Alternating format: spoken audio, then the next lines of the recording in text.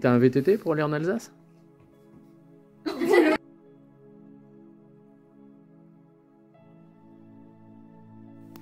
Ce voyage est ouvert aux élèves de 3e de cette année qui participent au concours national de la résistance et de la déportation.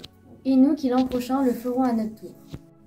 Avec Mémorial, nous allons partir en voyage en Alsace. Nous allons partir visiter le camp de concentration du Struthof, le seul camp existant en France. Le Struthof qui est à Natzweiler. De 1941 à 1945, 52 000 personnes issues d'une trentaine de nationalités sont déportées au camp de concentration de Natzweiler-Struthof et dans ses camps annexes.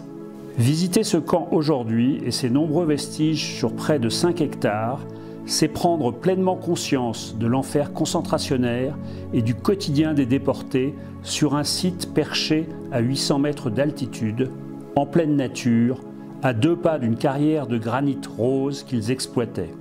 Cerné par un double réseau de barbelés et surveillé par 8 miradors, le camp s'ouvre sur un imposant portail et une vue d'ensemble qui en dévoile toute la perspective et la déclivité. Des 17 baraques construites sur ce camp nazi, 4 subsistent encore aujourd'hui. Dès les premiers pas, la première d'entre elles propose un parcours muséographique dont la richesse documentaire permet d'appréhender la genèse et l'histoire de ce camp, le seul bâti sur l'actuel territoire français, alors en Alsace annexée. Passé la place d'Appel et la Potence, où furent pendus nombre de déportés, la deuxième baraque était dévolue aux cuisines et constituera dans les années à venir un nouvel espace muséographique consacré à la vie quotidienne sur le camp.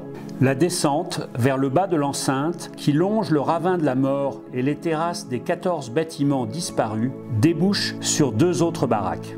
Le bloc cellulaire, composé de 20 cellules réparties de part et d'autre de l'édifice, et le bloc crématoire, qui était utilisé tout à la fois pour la désinfection des nouveaux détenus, les expérimentations médicales et la crémation des cadavres. À proximité de ces 2 blocs, les eaux usées se déversaient dans une fosse dans laquelle étaient jetés les restes calcinés des déportés.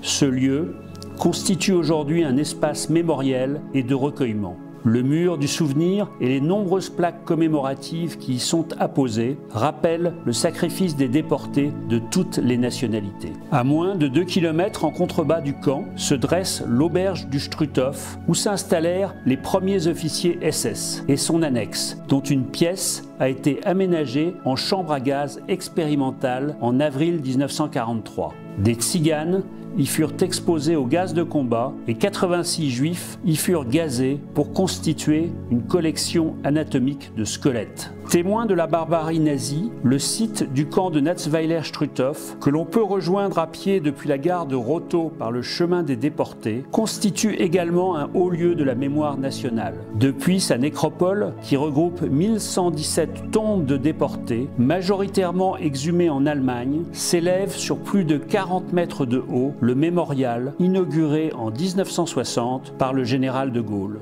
Destiné à l'accueil de ses 200 000 visiteurs annuels, le Centre européen du résistant déporté, qui précède l'entrée du camp, préfigure sa visite avec ses expositions permanentes et temporaires.